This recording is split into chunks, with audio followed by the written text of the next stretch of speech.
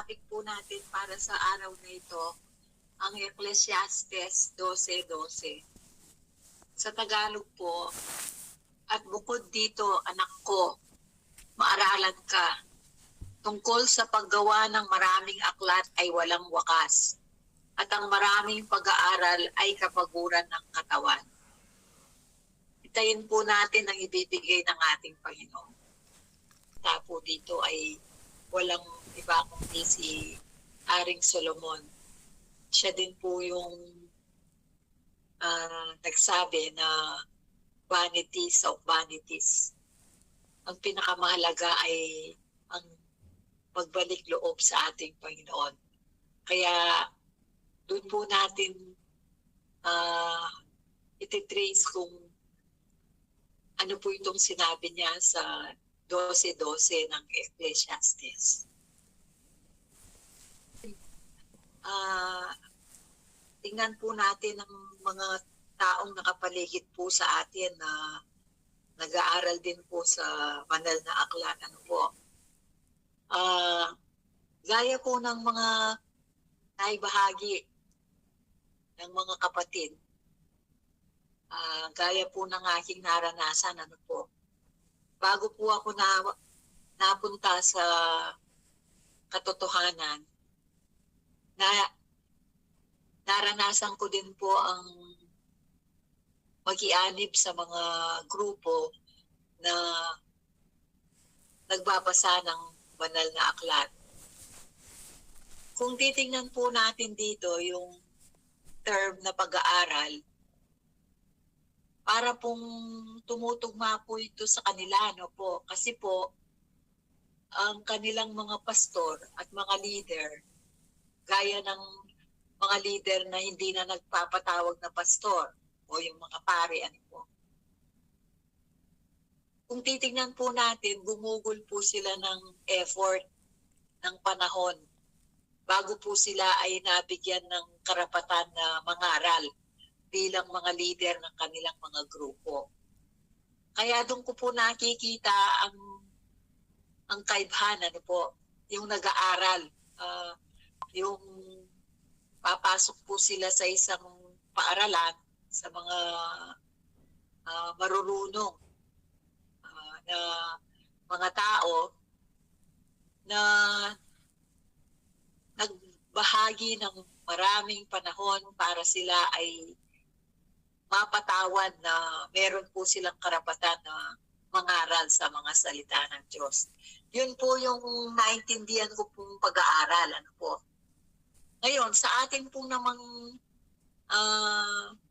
nasumpungan nung nagpakilala po ang ating Panginoon sa atin. Gumamit po siya ng mga sirkumstansya at mga tao, maaaring mga tao, mga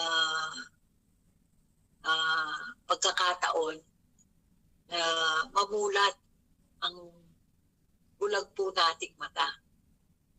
Ibig po sabihin, sa nakitang sincerity ng ating Panginoon sa paghahanap sa kanyang salita, sa katotohanan sa kanyang mga salita, at hindi naman po lingid sa bawat isa sa atin, hindi lamang po iisa o dalawa. Marami po tayong hinanap na mga grupo o yung pong estado ng pagiging malapit sa Diyos. Nasaksiyan po natin na hindi po tayo tumigil hanggat yung pong nararamdaman natin na ang Diyos nga po ang ating nasumpungan. Kaya bakit po tayong lahat na nandito, masasabi po natin na kaibhan yung nakita natin noong tayo ay nagmakaawa, nagsumamo sa ating Panginoon. Yun po bang estado na wala na po tayong ibang opsyon? Talagang diniretso po natin ang ating Panginoon at humingi po tayo ng awa na sana ay may pagkaloob yung ating hinahanap na katotohanan sa kanyang mga salita. Kaya nung pong siya ay nagpakilala sa bawat isa sa atin, di po ba sabi po natin, nadama po natin ang init ng unang pag-ibig. Wala po tayong gustong gawin noong panahon na yon kung hindi makinig, makipag-discuss sa mga salita ng Diyos. 24 hours, yun po yung gusto natin gawin. Ano po? Totoo naman pong naramdaman po natin yon sa ating mga buhay. Dahil para pong nawala po yung tinik sa mga dibdib natin nung nakita po natin ang katotohanan sa kanyang mga salita. Kaya tama po siguro itong nakalagay dito, yung ang maraming pag-aaral ay kapaguran ng katawan. Na nung una, hindi pa po natin nasumpungan ng katotohanan, ganyan din po yung ginawa natin. Dahil hindi lamang po tayo naging kontento sa isang grupo. Katulad ko po sa malaking sekta, ako po ay pinalaki ng aking mga magulang na ang kanila pong gabay ay ang katuruan ng malaking sekta. Hanggang sa sarili ko po, hindi ko po naramdaman na ako ay lumalago sa spiritual na aspeto. Kaya ako po ay naghanap. At sa paghahanap ko pong ito,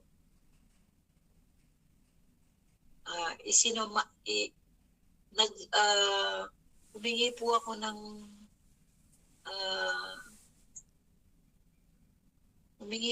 ng awa sa ating Panginoon na sana ay masumpungan ko po sana yung totoo sa kanyang mga salita. Hanggang sa nakianib po ako sa iilang nag-aaral sa kanyang mga salita.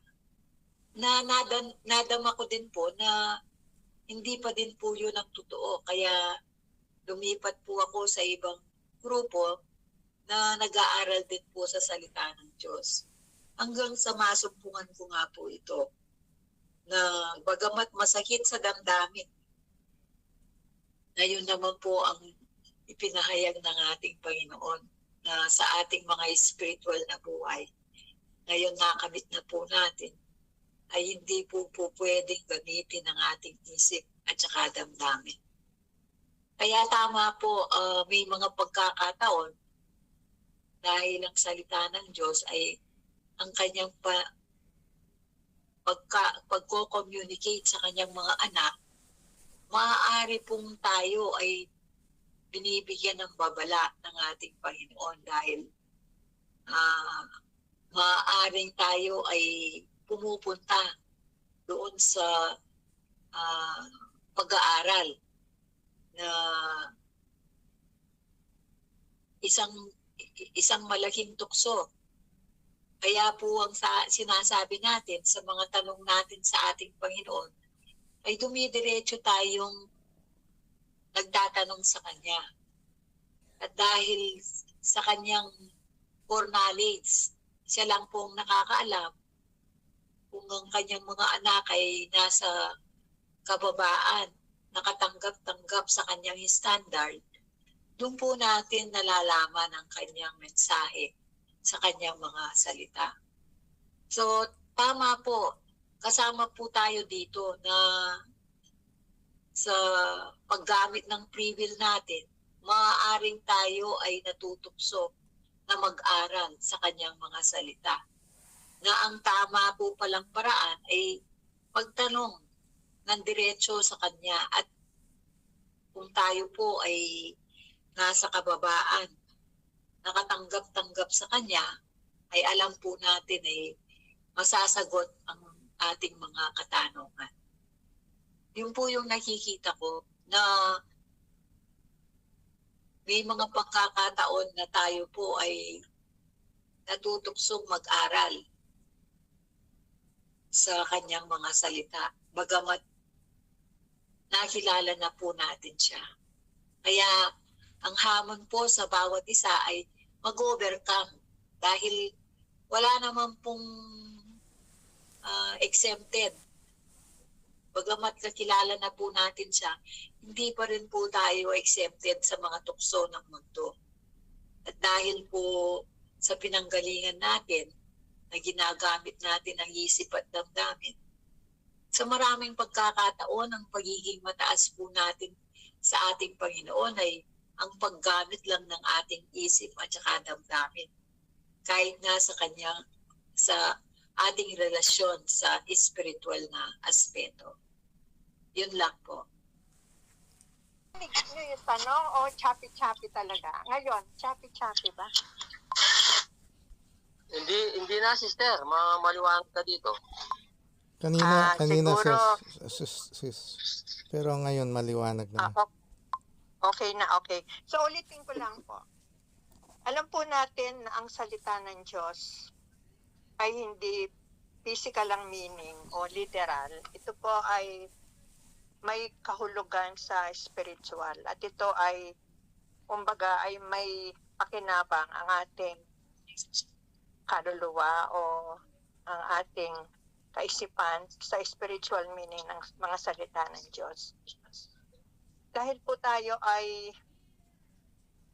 nasa physical na mundo, mula pagkasilang hanggang ngayon na tumanda, nakahalubilo po natin lahat ng physical na bagay, physical na tao, at mga physical na pangyayari sa ating buhay.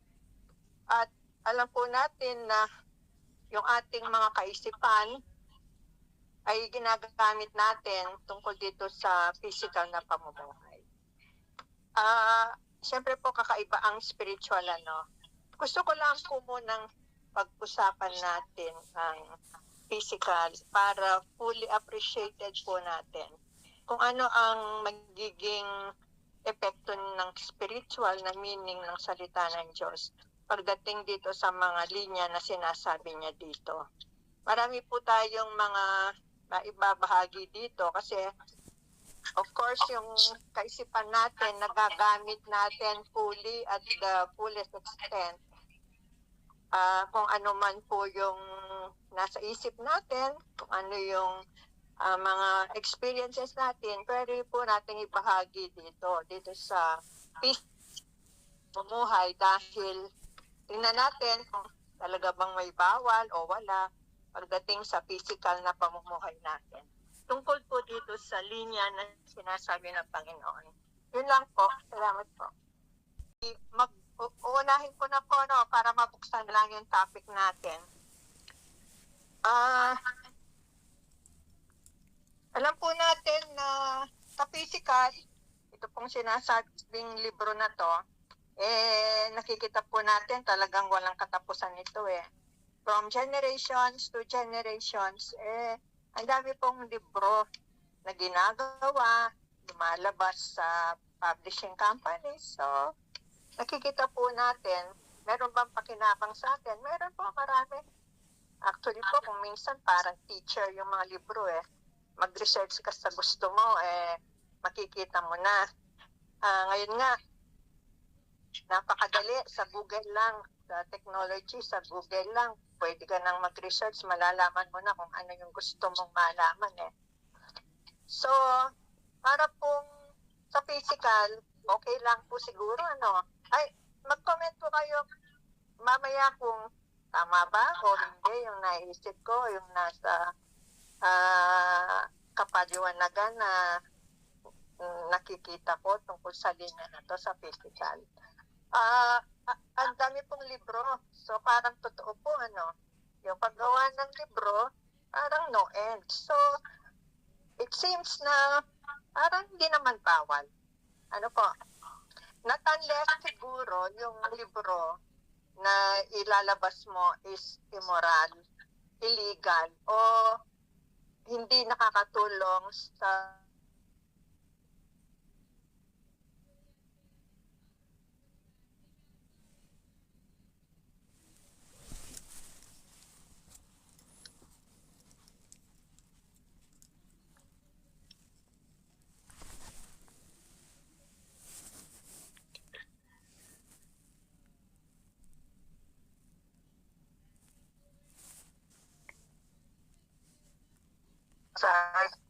pag-aaral, parang nagsasawa ka na, parang wala na.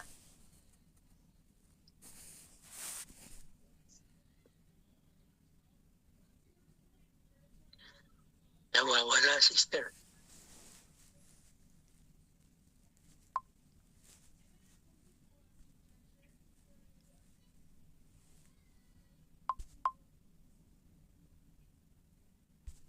Sis, nawala na Pero naman. doon po sa, ay bakit kaya? May na po kasi internet ko kini eh.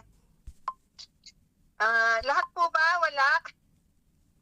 Hindi yan naririnig namin. Pero kumisan nawawala lang.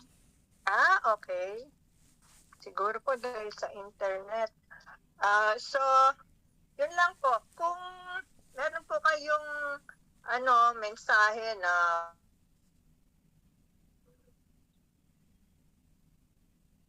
sa physical Ngayon, pagdating po sa spiritual, ibang usapan na po yan. Salamat po. Puro yun, sister, yung nabanggit mo na. Pag-usapan yung physical na buhay kasi nandun naman sa libro ng Amos or Amos, yung sa Amos 3:3, and two walk together unless they be agreed, sabi niya. Pero sa ating physical na buhay, lahat siguro tayo naman mayroong problema sa physical, mayroong kuminsan may tukso, mayroong one. Pero kung pwede natin gawin lahat sa legal na pamaraan, yung palaging sinasabi sa physical na buhay na binigay ng Panginoon, do what is right.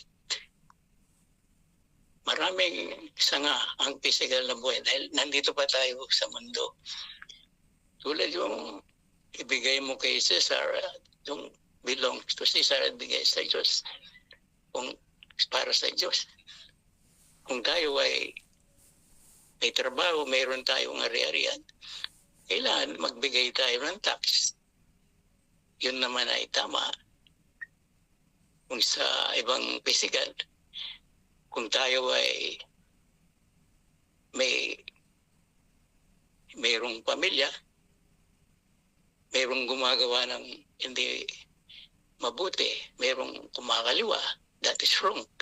Hindi pumapalok sa do what is right. Sa simpleng one, maraming temptation dito sa mundo as long we are in this world. We are living in an imperfect world, sabi ng iba.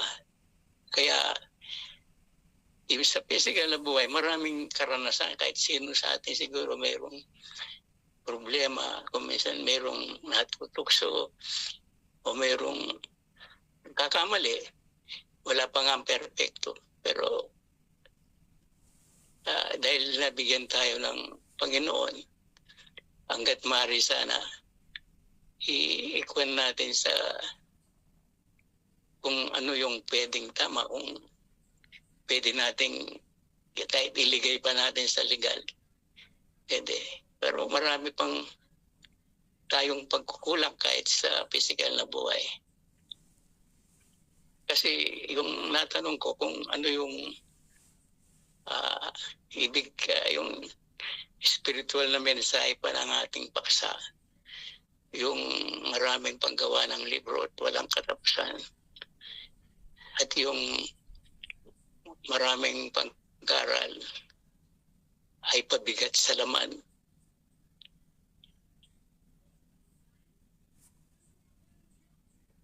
Yun lang, mga kapatid, yung sa physical na buhay talagang simple lang na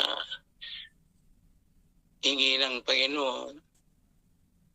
Madaling sabihin, pero kuminsan may kahirapan din, do what is right.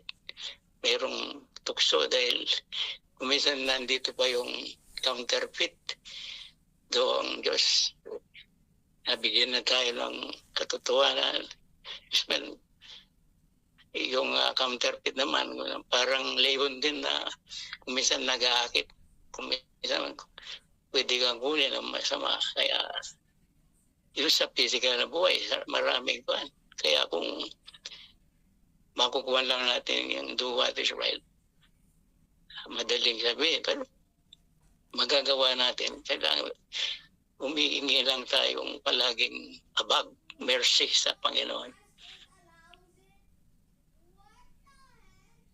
Yun lang, ano pa yung walang katapusan na panggawa ng libro.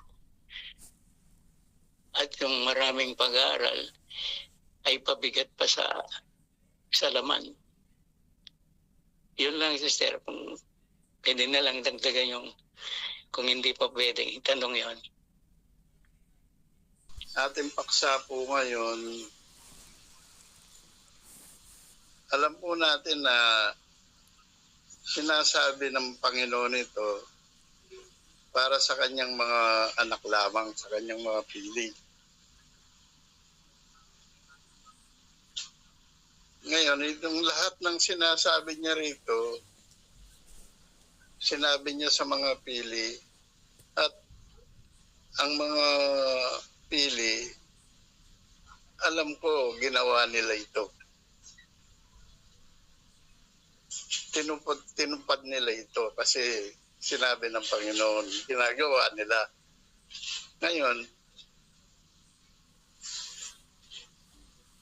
paano po natin makikita, lalo-lalo na sa mga kapatid natin doon sa Bagong Tipan, yung mga pili niya, paano po natin makikita na kung paano nila ginawa itong mga sinasabi ng Panginoon dito sa ating paksa?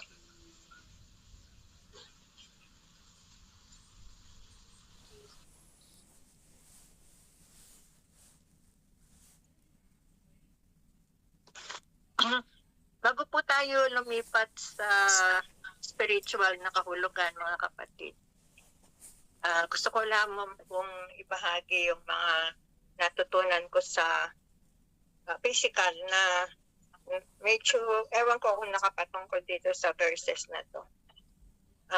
And then, after this po, kung wala nang si-share sa physical, pwede na po natin pag-usapan yung tanong ng kapatid ngayon lang. Actually po, parang naisip ko lang ito doon sa physical aspect. Kasi po ang paggawa ng libro, di po ba pag gumagawa ka ng libro, ang ginagamit mo ay kaisipan, yung utak mo, the brain, at saka yung kaisipan mo. Wala kang magagawa pag hindi mo ginamit yung kaisipan mo. Kaya pag ang karamihan sa mga tao, hindi na masyadong ginagamit yung kaisipan, especially po pag sa Alzheimer's stage ka na, wala na, hindi mo na gagamitin yun eh.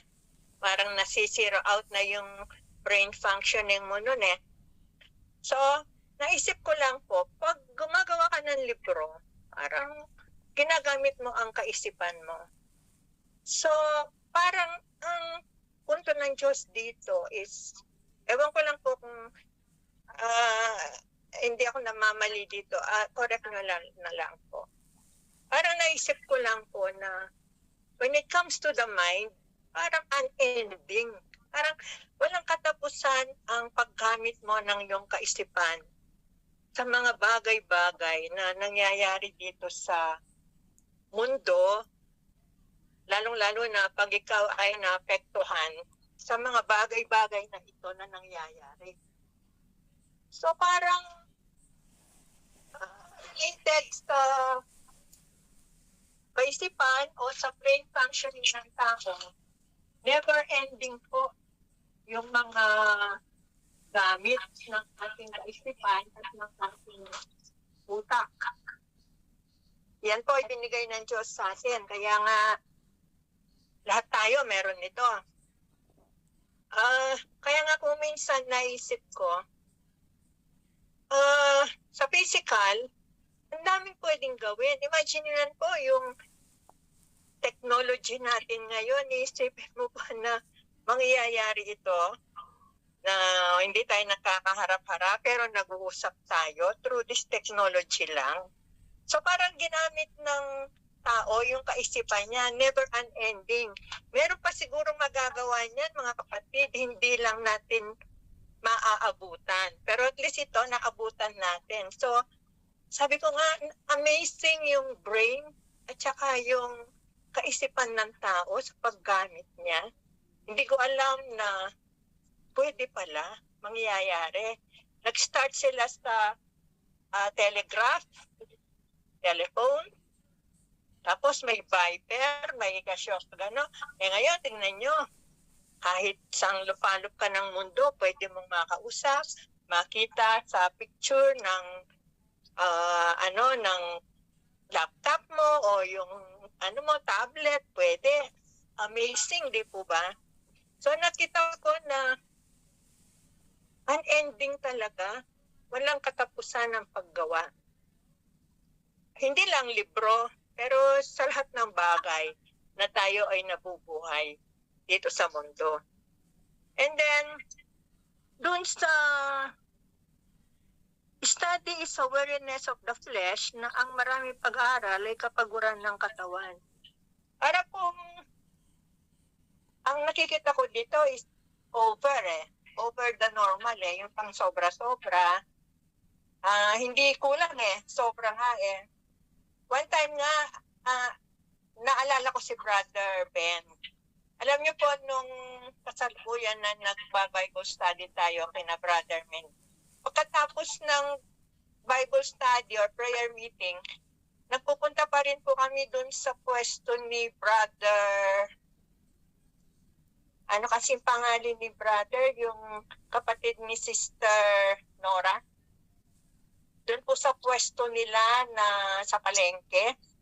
So, nandun po kami. Brother Bix. Si Brother Big. Opo, si Brother Big. Thank you. Si Brother Big, si Brother Ben. Kung minsan ako nakakadalo, ewan ko kung sino pa yung kasama namin nun. So, nag-continue pa po kami sa discussion. Sa Motsare, may physical, may Minsan po na-discuss niya yung yung sa uric acid kasi mga kapatid, kasi nagre-reflexology po sila nun So sa mga kapatid, merong mga sobra ang uric acid. So, pinapayo niya yung reflexology nga, at saka yung paraan kung paano mabawasan. Sabi niya, mga brothers and sisters kanya, ganito lang yan. Parang deposito sa bangko yan, kanya. Pag yung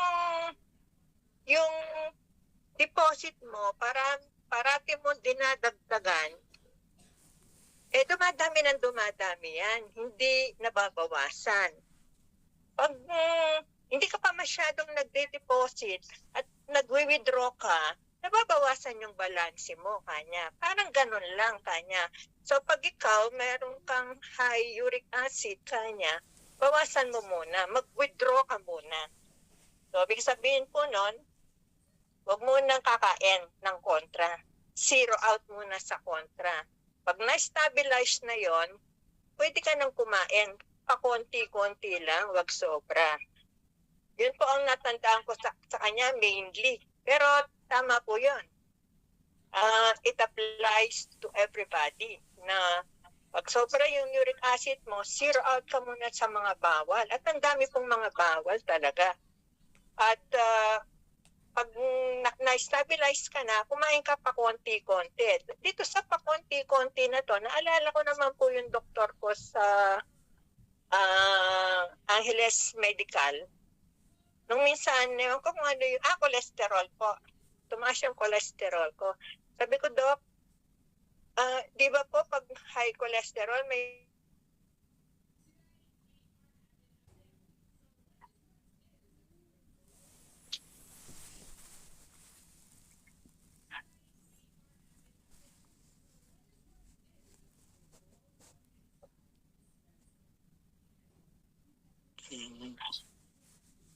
bawal yun kasi nakakadagdag dun sa mga nandun na sa loob. Pero kung pa konti-konti lang, okay lang po, kanya. So, para ding sinabi Brother Ben na, yun nga, pag mataas na mataas, normal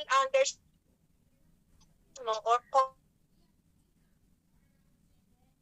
confidence lang, pawasan mo, alis mo. Huwag mo yung mga pagkain na merong ganun. Wala, pagkain, maintain yung mga kasi pag masyado mo nang siniro out yung lahat ng pagkain, paano naman yung katawan mo? Manghihina doon sa mga ibang sustansya at saka sa mga ibang nutrients na kailangan ng katawan. So parang ganun po sa physical yung nakita ko. So it's a continuous working of the brain na kailangan natin sa physical at yung pagdudulot ng sobra-sobra o wariness sa anumang bagay na nakakasama sa atin. Either sa katawan, sa pag-iisip. Kahit na po sa pag-iisip lang, pag sobra ka sa isip, nagkakaroon ka ng stress. At ang stress po ay nakakapagdulot ng disorganization ng mga organs natin. Kaya tingnan niyo yung mga tao karamihan pag masyadong palaisipin sa problema, araw-gabi, minuto, nag-iisip sa problema, paano solusyonan, nagkakasakit po sila. Kasi medical proven na po yun. So, yun lang pong masishare ko sa physical. Now, pwede na po tayo sa spiritual siguro, not unless mayroong mga kapatid na gusto ring mag-share sa mga... pero take note po, not every solution na nakakalap natin is applicable to everybody. Meron pong mga pagkakataon na what is applicable to me is not applicable to you or vice versa.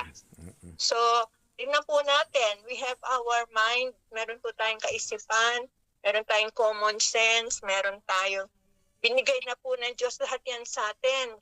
Yung brain to work, our body to use for the strength or anything na kailangan nating gawin.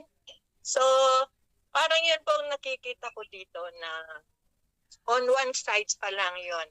Marami pa pong side yung mga physical na yan as we go along dun sa mga stages of life natin up to our lifetime.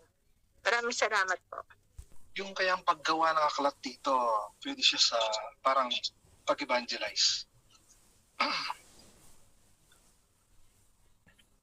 Kasi kagaya ng nasabi ng kapatid, pag gumagawa tayo ng sa aklat, ginagamit natin yung sa kaisipan natin, no, kapatid.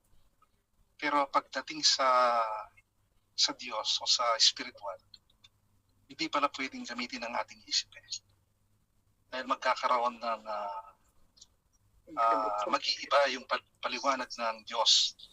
O kapatid, mag-iiba yung paliwanag ng Diyos pagdating sa kanyang gustong ipaliwanag, no, kapatid, dahil gagamitin ng tao ang kanyang isip. Kaya siguro kagaya ng topic natin last Sunday, kung hindi ako nagkakamali, kapatid, nung nagsalita yung ikapitong kulog, yung kulog, no, kapatid, at sumisimbolo yan sa salita ni Jesucristo, ang salita ng Diyos. Pero sinabi niya, tatakan mo, pero wag mo munang isulat. Dahil pag sinulat pala, pwede siyang nakakamatay, no, kapatid. Dahil may nababanggit sa salita ng Diyos.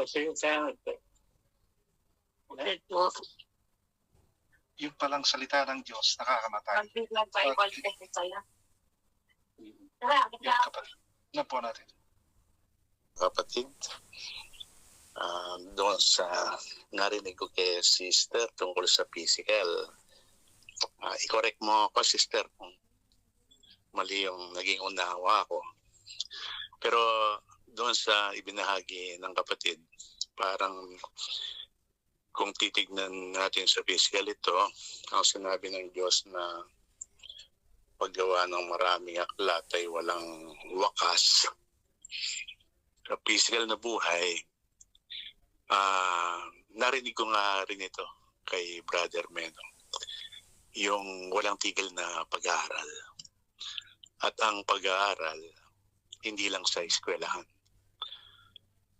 Dahil nga kung mapapansin natin kapatid, si Brother Meno ayaw niyang napapabayaan yung physical na buhay ng mga inili ng Diyos. Kaya yun ang narinig ko sa kanya minsan, na hindi raw tayo dapat tumigil sa pag-aaral. Ibig sabihin, huwag tayong makontento dun sa alam natin at yun na lang ang pagtyagaan natin. Kailangan daw meron tayong, tutuklas tayo ng iba't ibang dapat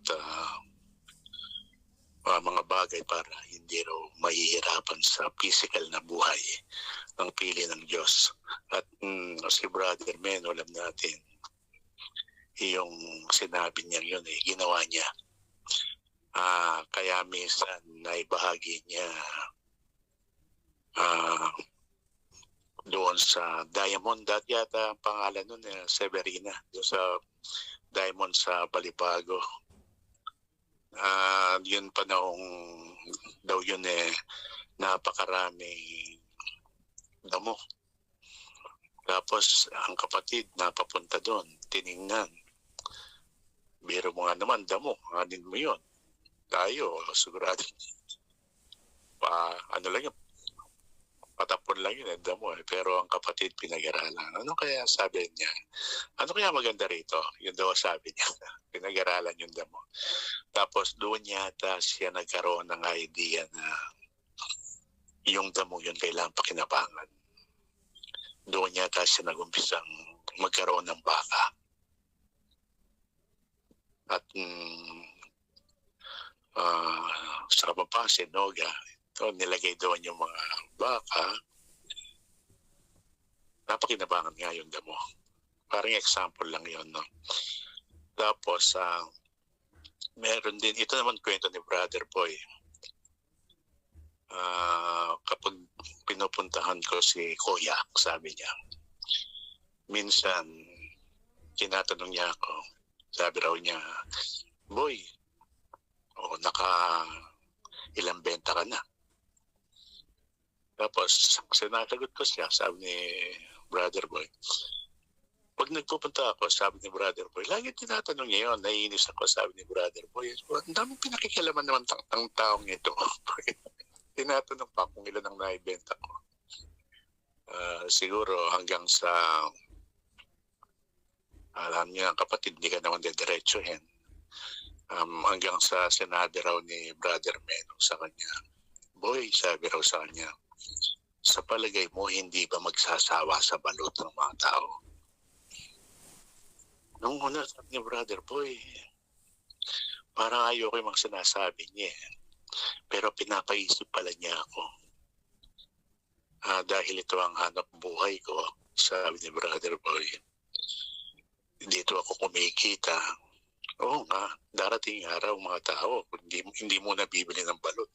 Pero kami patuloy na mangangailangan sa aming kabubuhay. Tapos, minsan naman, sabi niya sa akin, sabi ni Brother Boy, Boy, sabi niya, dahil pareho kaming mahilig sa manood ng boxing, sabi ni Brother Boy, Boy, yan sa palagay mo, ang isang boksingero ba, kapag nagpuposisyon lang, sa kapampangan nung pupostuya mo, sabi ko sa kanya, mananalo ba siya? Sabi ni Brother Boy, siyempre hindi ko alam niya. Paano siya mananalo? Nakaposisyon lang. O dapat susuntok, no? Sabi raw ni Brother Boy. Pero kalaunan, sabi ni Brother Boy, isa-isa, doon ko lang naiintindihan yung sinasabi niya sa akin na umuoo lang ako sa kanya. Siguro nakikita niya, umuoo lang ako sa kanya pero hindi ginagawa. Kaya humantong doon sa halimbawa niya na ako ang isang boksingero na pumuposisyon lang at hindi sumusuntok kung nakakadama. Doon kapatid, doon natin nakikita na si Brother Meno, aware siya sa physical na buhay ng mga anak ng Diyos. Ayaw niyang nahihirapan sila. Parang sa kanya may magagawa ng Diyos. Dahil nga naman anak na siya ng Diyos, kumbaga meron na siyang inspirasyon ng kanyang spiritual na buhay na ipinagkaloob ng Diyos sa kanya. Kaya magagawa nga niya naman yon dahil masaya siya. Kaya yung kapatid parang pinupus. Kaya minsan meron ding kapatid na nag-a-attend noon sa garahe at nakikita siya ng kapatid. Sabi sa kanya, Brad, sabi niya, kahit hindi ka muna magpunta dito, magtinda ka muna. Dahil nakita ng kapatid, nagtitinda yun yung kapatid na yun. Noong una nagtataka ako, bakit niya ako ayaw niya? At pinupus yung kapatid na magtinda na muna. Kahit hindi muna pupunta doon sa garahe para sumama sa fellowship. Pero kalaunan, doon ko rin naisip, mga kapatid, na talagang si Brother Men, ayaw niyang ang anak ng Diyos nahihirapan sa kanyang physical na buhay. Kaya tinuturuan niya. Parang pang-physical yung sa kanya. Pero kung i-relate na natin sa spiritual, yung tinuturo ni Brother Meno, magagamit pala. Sapagkat kung ang anak ng Diyos ay hirap sa buhay at hindi niya ginagawa yung dapat niyang gawin, na ayon nga sa kapatid, dapat walang tigil na pag-aaral para magamit sa physical na buhay. Kung nahihirapan nga yung anak ng Diyos, parang hindi nga siya nagiging asin ng sanlibutan. Doon ko naunawaan, kapatid, na may relasyon pala sa spiritual na buhay yung naririnig ko kay Brother Meno. Dahil nga nasusulat, sabi ng Panginoon, ang mga kambing nagdidepende doon sa nakikita ng mata.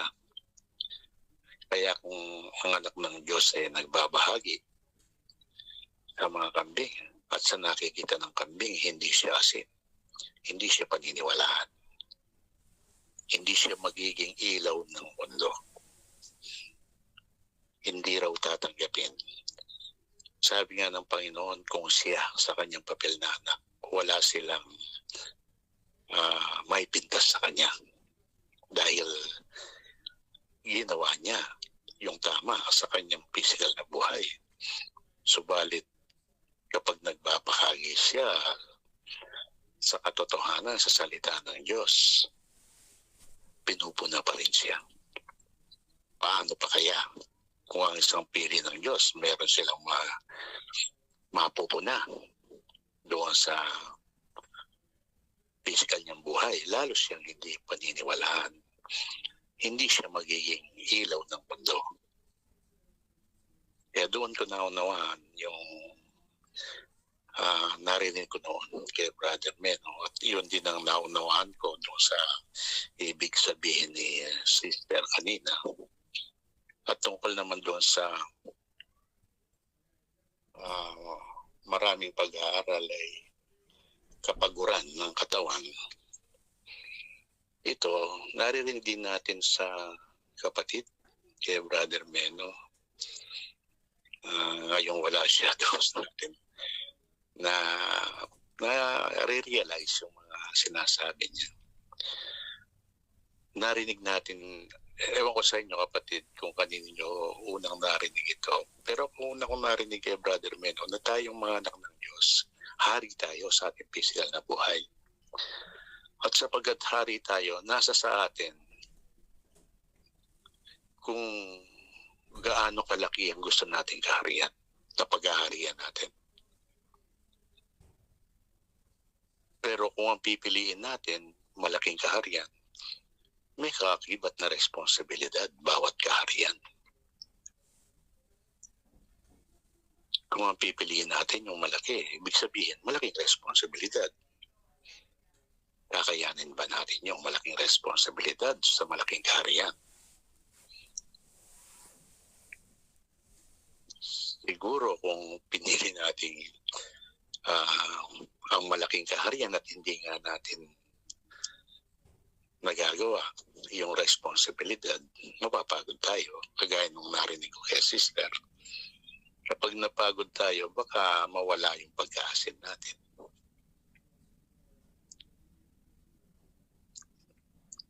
Kaya parang sabi ng kapatid, kung pipili tayo ng kaharian, yung mamamanage natin, mapagharian natin ng mabuti para hindi tayo mapagod. Parang ganun, kapatid. Kaya yung tinutukoy ni sister kanina na physical na buhay tungkol dito, i-correct mo ko, sister. Yun ang naunawaan ko doon sa ibinahagi mo na siyang narinig ko rin minsan kay Brother Meno na yung ibinahagi natin ay patungkol pa lang sa physical na buhay dahil importante pala maging asin ng sanlibutan. Yan lang, kapatid. Baka may ibang kapatid na gustong magbahagi. Bahagi mo tungkol doon sa sharing mo kay brother. Okay na okay po yan kasi po alam po natin na ang physical na pamumuhay is unlimited. Unlimited in a sense po na hindi, pero hindi po dapat going beyond sa immoral, illegal, or destructive na mga physical na application. Kasi hindi na po under sa kagustuhan ng Diyos yun. Kung wala na pong mga gustong magbahagi tungkol sa physical na kahulugan ng mga salitang binitawan ng Diyos dito, ay pwede na po ba tayong pumunta sa spiritual meaning ng mga salitang ito? Meaning, mag-apply po kaya yung sinabi ng Panginoon sa, hindi ko po eksaktong alam ang mga wordings at saka yung verse na pinagmulan ng mga ito. Ito po yung may sinasabi na ang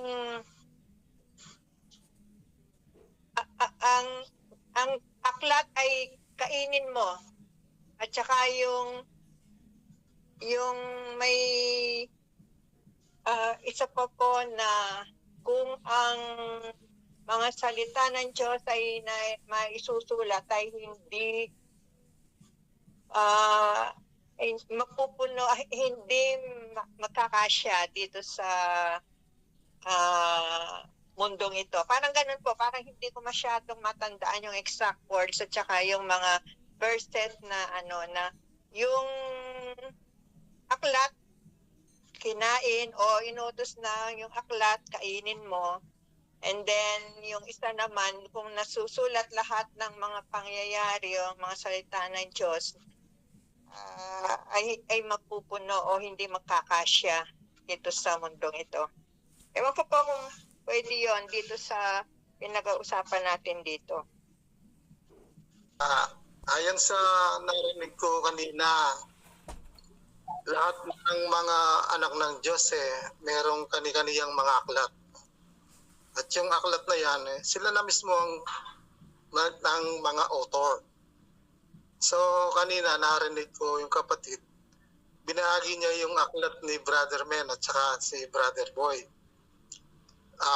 Aklat sa physical.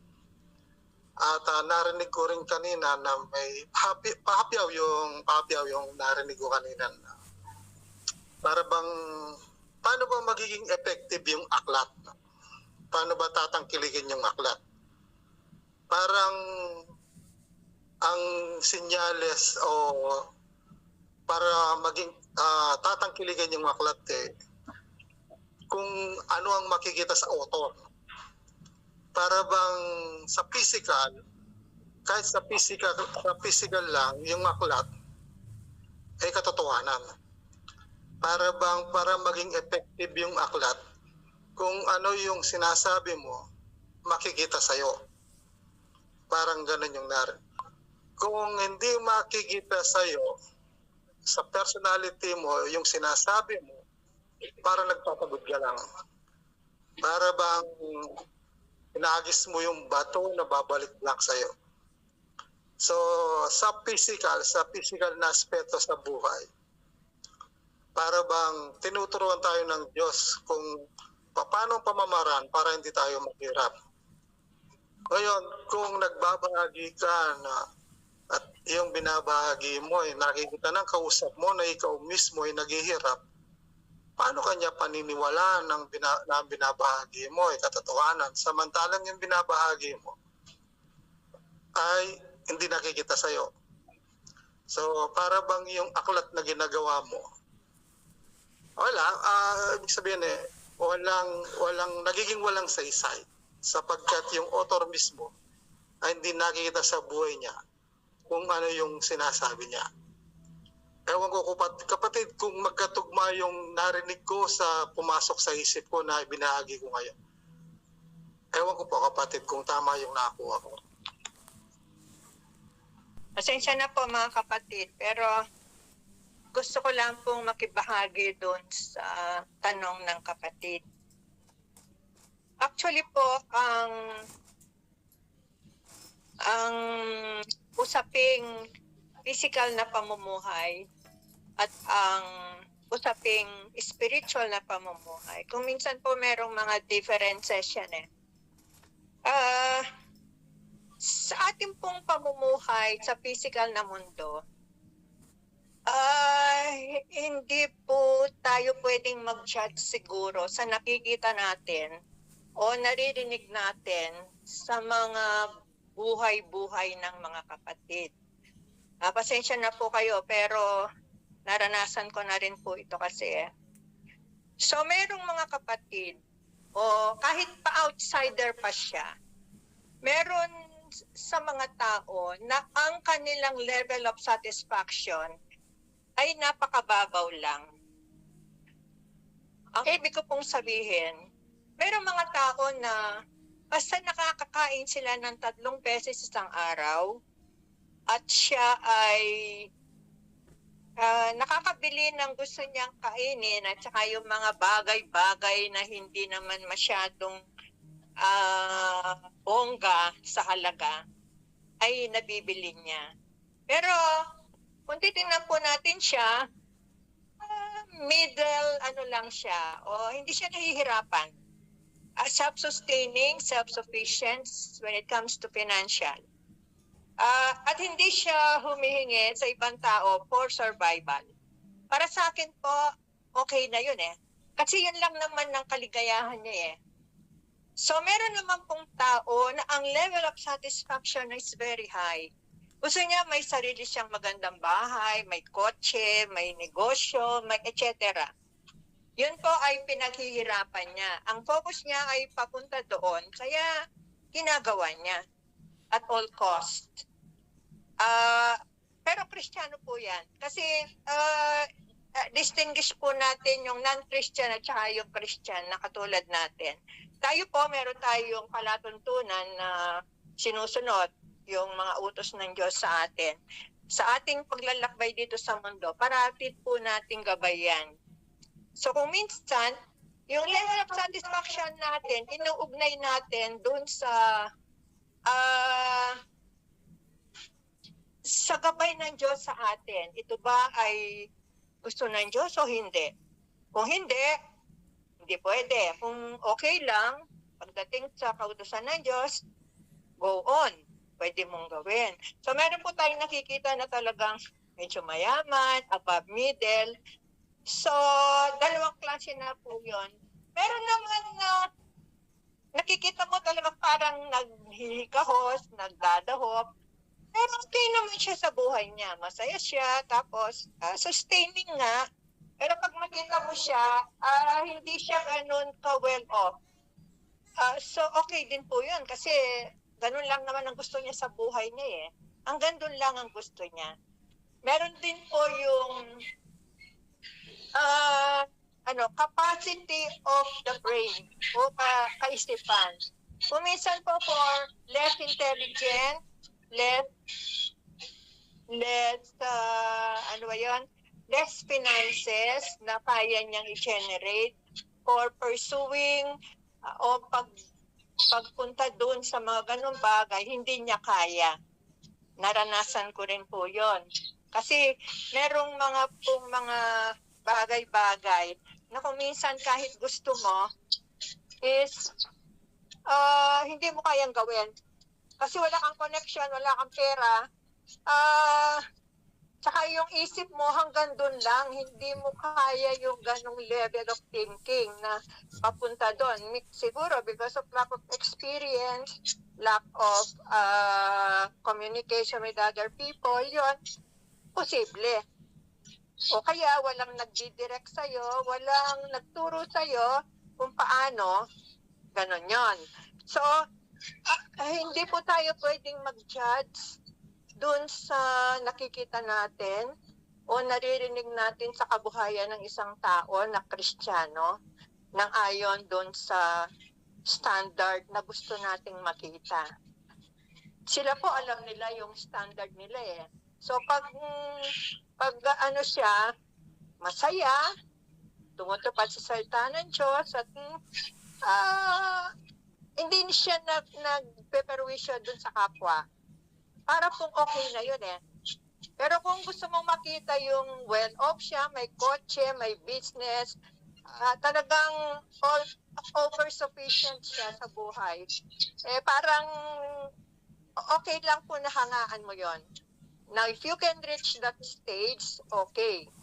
Pero, meron din po naman sa anak ng Diyos na hindi pa siya natututo dun sa sinasabi sa kanya ng Diyos. So, meron pagkakataon na katulad ko po, nakilala ko ang Diyos in 1985. So, for so long a period of time, naghihikahus po ako. Pero kilala ko na po ang Diyos, matagal yon. Until such time na ma-reach ko po yung self-finance sufficiency ko. Kasi, ang nangyari, hindi ko po ma-appreciate yung sinasabi ng Diyos sa akin. Ibig sabihin, pagdating doon sa buhay ko na physical, parang hindi ko pa buong naunawaan yung salita ng Diyos tungkol dito sa kalagayan ko sa buhay sa physical. So, meron din pong ganon. Makikita mo ngayon, nag-iikahos. Dinanas ko po yan for so long. Hindi automatic. So, hindi po natin ma-judge ngayon kung ganun nga ang dapat nating makita sa isang anak ng Diyos. Ngayon, kung sakali at makita natin, meron po pala, meron yung mga may sakit na gusto bang magtrabaho, hindi kaya. Kasi hindi siya makakakilos may disability siya para magtrabaho. So natural po sa ganung pagkakataon, we rely on the finances coming from others. Pero tayo na nakakakilos pa, kailangan nating matuto sa kanila na dapat pagtanda natin, hindi tayo ganon. Dapat meron tayong sapat na ipon para dun sa ating pagtanda. Madalas po sinasabi ko yan sa mga kaibigan ko. So, mag-ipon tayo para sa kinabukasan natin sa pagtanda. Kasi hindi natin alam kung ano ang darating sa buhay natin. Baka magkasakit tayo, hindi tayo makakilos. At least, kung hindi tayo naayos sa kaso ng ating mga anak, pwede tayong mag-hire ng nurse o caregiver or somebody na pwedeng mag-alaga sa atin. Kung busy man yung ating mga kamag-anak o ating mga pamilya. So, ganun po yun. So, para po, depende po yung makikita natin and we cannot judge people dun sa mga nangyayari sa buhay natin, sa nakikita o naririnig natin. Sana po, kung mali man yung mga nakikita ko, correct niyo po ako. Salamat po. Spiritual, kailangan ba talaga tayong gumawa ng aklat parang gano'n? Kasi nasambit ng kapatid kanina, pag gumagawa tayo ng aklat sa physical, kailangan nating gamitin ang ating isip, no kapatid? Pagdating naman sa spiritual, alam naman natin, pag ginamit natin ang ating isip, hindi rin pwede sa Diyos no kapatid? Dahil isa yan sa mga kalaban ng Diyos sa spiritual, yung kaisipan ng tao. Kung gano'n,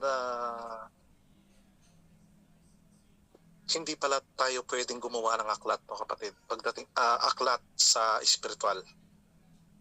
Kundi may nabanggit sa topic natin nung nakaraan, yung nabanggit ng kapatid, kundi kunin lang natin at kainin. Yung pala yung salita ng Diyos, yun ang mga pahayag ng Diyos sa atin sa spiritual na kunin lang natin at atin kainin. Tingnan po natin. So, yung sa salita ng Diyos, no kapatid, hindi pwedeng manggaling sa atin Kaya nasabi yung tatak. Pag sinabing tatakan mo at huwag mong kainin, o huwag mong isulat, sabi niya, no kapatid, ibig sabihin nanggaling sa iba. Yung pala yung nanggaling sa Diyos. Yung topic natin nung nakaraan, no kapatid, yung sabi niya, tatakan mo. At nung nagsalita yung ikapitong kulog, at yung pala ay yung kapito pala na yon, yun ang sumisimbolo sa salita ni Jesucristo, yung salita ng Diyos sa spiritual, yung mga binibigay niyang mga pagkain sa atin, no kapatid. Pero tatakan mo, sabi niya, at huwag mong isulat. Dahil pala pag sinulat natin, parang nakikita ko dito nakakamatay dahil lang nagiging letras siya, no kapatid. Pero pag tinatakan mo, ibig sabihin nanggaling sa Diyos at kinain natin. At pag natatakan, hindi maagaw kung sino man, no kapatid, dahil nanggaling yon sa Diyos at ating kinain. Tingnan po natin. Sa Diyos, sinabi niya, kapatid, ang gumawa ng salita, ang Diyos, no kapatid, na kailangan mamatay para magkaroon ng bisa, no kapatid. Pag hindi pala namatay yung gumawa sa salita o sa aklat, wala siyang bisa, kapatid. Kaya nakita natin yun sa ating sa Diyos, no kapatid, nung nagkatawan tao, nung siya ay namatay, nagkaroon ng bisa o na natupad yung testamento, no kapatid. At yun ay nagkaroon ng bisa. At doon tayo nailigtas, kapatid. Kaya sa atin, kung tayo ang tinutukoy dito sa paggawa ng aklat, wala siyang bisa, kapatid, no? Pero may nabasa tayo, may narinig tayo, yung topic natin nung nakaraan, yung may sinasabing umuungol yung leon parang ungol ng leon, no kapatid. At nasabi na inalimbawa si Samson, kapatid. Nung si Samson, alam natin na ang lakas niya ay nanggagaling sa Diyos, no kapatid. Dahil si Samson ay sumimbolo pala sa isang spiritual na babae dahil sa kanyang dahil sa mahabang buhok. At dahil si Samson ay spiritual na babae, ang kalakasan niya ay nanggagaling sa kanyang asawa o sa Diyos, no kapatid. Kaya nung pupuntahan niya si Delilah yata noon at nakasulubong niya yung leon at napatay niya yung leon. At ang leon dito sumisimbolo sa kalaban ng Diyos, kapatid. At nung napatay niya yung leon, noong pagbalik niya, may nakita siyang parang kulot, kapatid, sa leon. At yung kulot na yon sumisimbolo sa salita ng Diyos. Ibig sabihin, hanggat walang kamatayan, kamukha ng ginawa ng Diyos sa aklat, wala siyang bisa, no kapatid? Kaya nung namatay yung leon, namatay yung matandang pagkatao, kapatid, sa atin, doon pala nagkakabisa yung mga sinasabi ng Diyos pag bumuka ang ating bibig. Parang ganon. Katumbas pala yon ng kinuha ni Samson sa leon na namatay at nag-interpret ng sa salita ng Diyos. Parang ganon. Hanggat hindi pala namatay yung leon, hanggat hindi pala namatay ang ating matandang pagkatao, walang lalabas na pulot o walang espiritual na lalabas sa ating bibig na nanggagaling sa Diyos hanggat hindi namatay. Kaya tingin ko, kapatid, doon sa pinag-aaralan natin ngayon, hindi tayo pwedeng gumawa ng aklat dahil hindi siya magiging bisa, dahil wala siyang magiging mabisa siya pag namatay ka, kapatid. At pag namatay, alam naman natin ang Diyos ang nagsasalita. Tignan po natin. Spiritual na bagay tungkol dito sa sinabing sa paggawa ng maraming aklat ay walang wakas. Alam natin na ang Biblia, binubuo ito ng mga aklat. At ang lahat ng yan ay galing sa Diyos. Ipinasulat niya sa kanyang mga pinili. At kung mapapansin natin, pagpapatotoo ang sinasabi nila doon sa mga aklat na ipinasulat ng Panginoon sa kanyang mga pinili. At ang sabi ng Panginoon sa Ecclesiastes 1:9, kung ano ang nangyari, siyang mangyayari. At walang bagong bagay sa ilalim ng araw. At sinabi rin niya sa Matthew 24:35, ang salita ng Diyos ay hindi lumilipas kailanman. Hindi kaya ang ibig sabihin dito ng Panginoon, kailangan magpatuloy yung pagpapatotoo sa katotohanan. Kung yun, yung mga aklat na nababasa natin sa banal na aklat ay pagpapatotoo para sa katotohanan. At ngayon, tayo, mga kapatid, kung noon pinatotohanan niya ng mga pinili ng Diyos, hindi kaya ngayon tayo naman ang dapat magpatotoo sa katotohanan para ang sinabi ng Diyos sa Ecclesiastes 1:9 at sa Matthew 24:35 ay patotohanan din natin na hindi lumilipas. Kung paano noon, ganyan din ngayon. Para itong aklat o ang katotohanan, ang kapahayagan ng Diyos sa katotohanan sa kanyang mga salita ay magpapatuloy. Hindi dapat ito magwakas sapagkat alam naman natin na ang Diyos hinahanap niya yung mga tupang ligaw o yung mga kaluluwang maniniwala sa Kanya.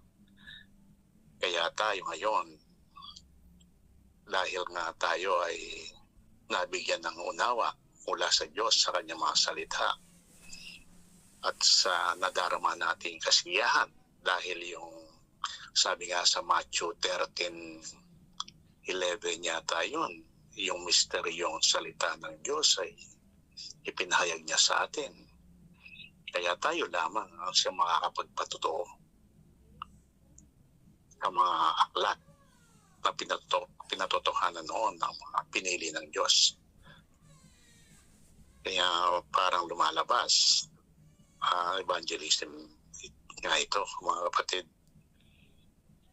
Patotohanan natin ito sa mga kambing.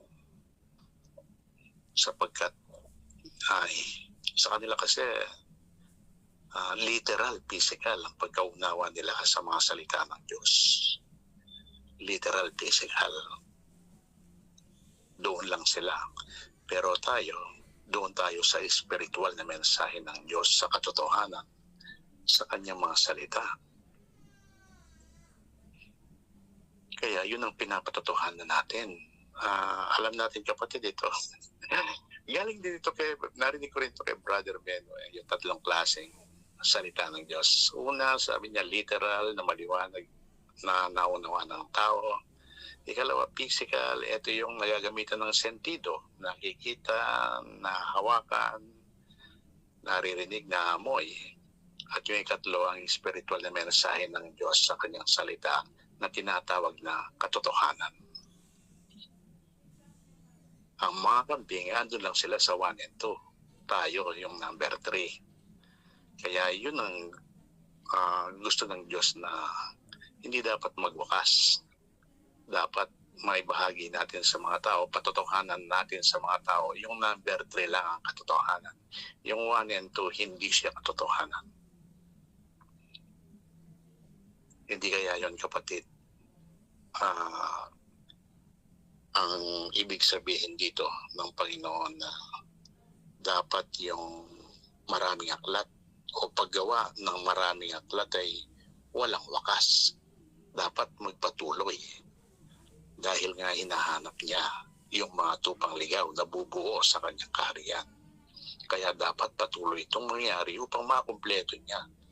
Upang darating ang panahon, yung lahat ng mga kaluluwang maniniwala sa kanya ay makumpleto ng Diyos. Na alam naman natin sa mga kambing wala siyang access. Tayo ang inaasahan niya. Sabi nga, narinig ko rin sa kapatid, wala na yung kapatid. Hindi na niya naririnig. Narinig ko nga sa kapatid, sa mga kambing ni Dawa, ang Panginoon, parang nakatali yung kamay niya. Wala siyang magagawa. Kundi tinatawag lang niya sila. At tayo ang ginagamit niya para tawagin niya sila. At yan ang ginawa niya sa atin. Ginamit yung mga kapatid. Tinawag niya tayo. At mapalad tayo. Pinakinggan natin siya. At narito tayo ngayon. Tayo naman yung gagamitin niya para tawagin niya yung ibang tupang ligaw na kambing pa sa kasalukuyan. Dahil wala nga siyang access sa kanila. Kaya tayo ang inaasahan ng Panginoon na magsalita para sa Kanya bilang speaker. Speaker lang. Hindi kaya ganoon, kapatid, ang tinutukoy ng Diyos dito sa paggawa ng mga aklat na dapat hindi siya nagwawakas. Yun nga, kapatid, yung aklat na walang wakas. Parang dalawa yung nakikita dito, kapatid. Yung nabanggit kanina, yung may literal at saka physical, kapatid. At yung pantatlo, yung sa spiritual. Ibig sabihin na dalawang klase pala yung gumagawa ng aklat dito. Yung isang aklat, nakakamatay, parang gano'n. Dahil pag in-interpret sa physical, literal, nakakamatay, kapatid. Pero pagdating sa spiritual, kagaya ng nasabi ng kapatid, yung pala ay boses ng Diyos. Yung pala ay boses ng kordero, ika nga, kapatid. At walang wakas na naghahanap sa mga kagaya natin dati, sa mga tupang ligaw, ika nga, kapatid. Kaya pala sinabing na maraming aklat ay walang wakas, parang gano'n. Dahil nakikita natin talagang ang salita ng Diyos parang wala siyang wakas, ika nga, yung kapatid, tignan po natin. Talagang nanggagaling sa Diyos. Hindi ko sinasabing yung binabahagi ko galing na sa Diyos. Tingnan pa rin natin. Anyway, ang Diyos gagalaw naman para sa atin, kapatid. At tungkol naman dito sa maraming pag-aaral ay kapaguran ng katawan. Parang ang nakikita ko lang dito, kapatid, yung sinabi ni Haring Solomon. Vanity, vanity. Walang kabuluhan. ang nakikita ko rin dito, kapatid, kung bakit sinabi yon ni Haring Solomon, sapagkat sa maraming pag-aaral, ang matutunan lang natin sa mga salita ng Diyos ay kaalaman. Kaalaman. Pero alam natin na ang gusto ng Diyos, hindi sapat ang kaalaman. Kailangan mayroon siyang kakambal na karunungan.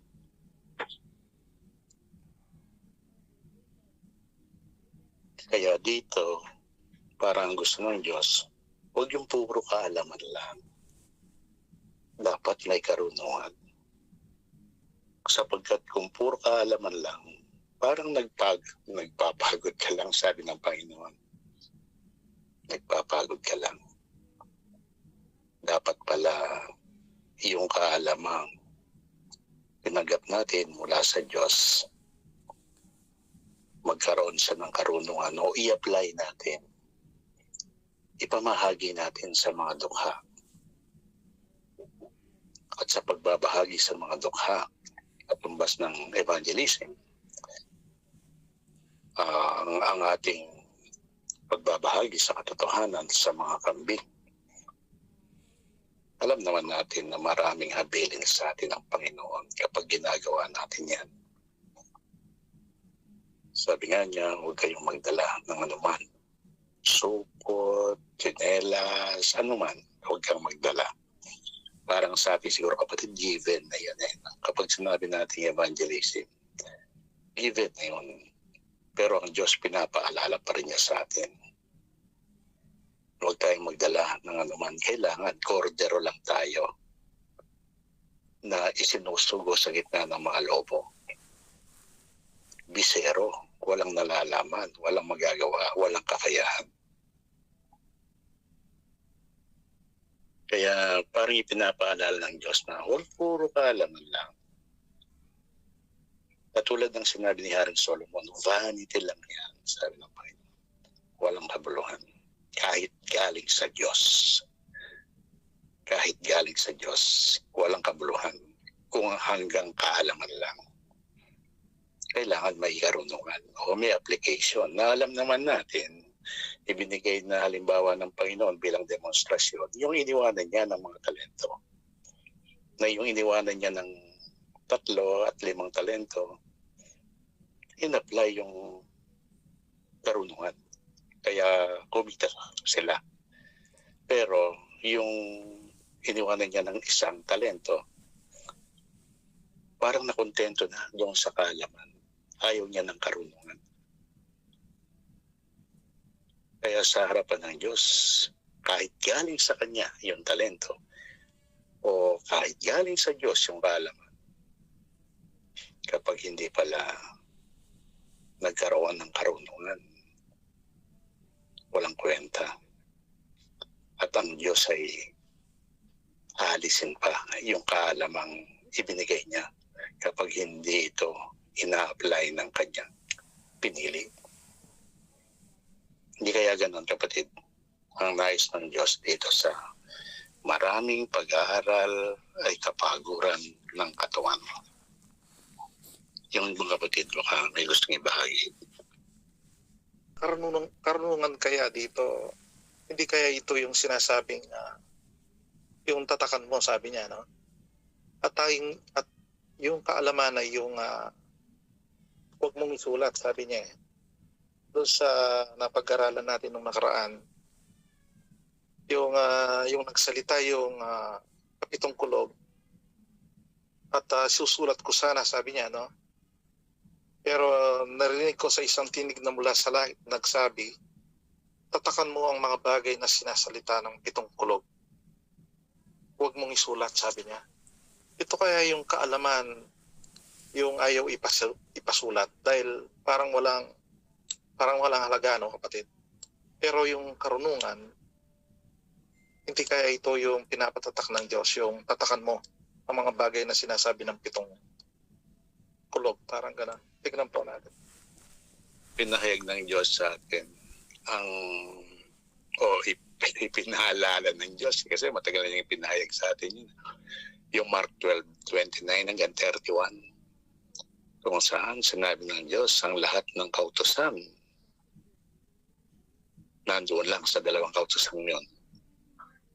Kaya pagmula noon, tinitignan natin ang mga pinapaksa natin kung paano siya pumapasok doon sa dalawang kautusan. At itong tinatalakay natin ngayon, pumapasok nga siya doon sa dalawang kautusan. Sapagkat kung puro kaalaman lang, hindi matutupad yung verse 30 at verse 31.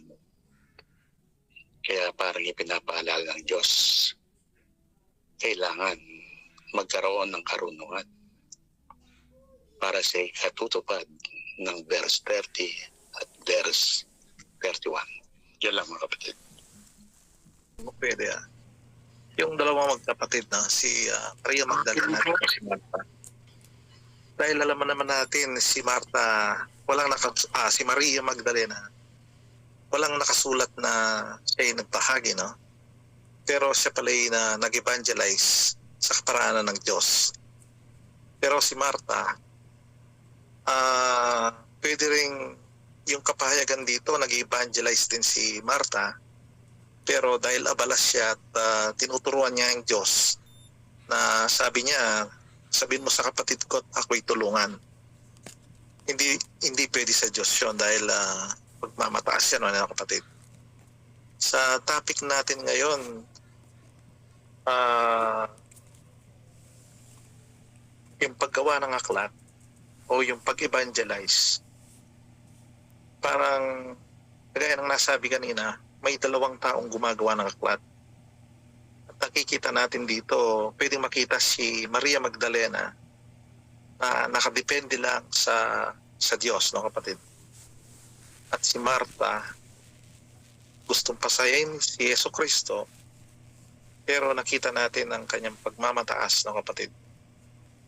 At nakikita natin yung dalawang magkapatid na to, sila ay parang gumagawa ng aklat, parang gano'n na kapatid. Pero yung isa, depende lang sa Diyos. Pero yung isa kay Marta, ginagamit pa rin ang kanyang isip at damdamin, parang gano'n. Tignan po natin. O yung sa dalawang kautusan na wala nang higit, yung sa Marcos, no, kapatid, yung sinasabi ni kapatid. At nakita natin yun ay kay Maria Magdalena, no, kapatid. Yung minamahal niya ang Diyos at minamahal niya ang kanyang neighbor, kapatid.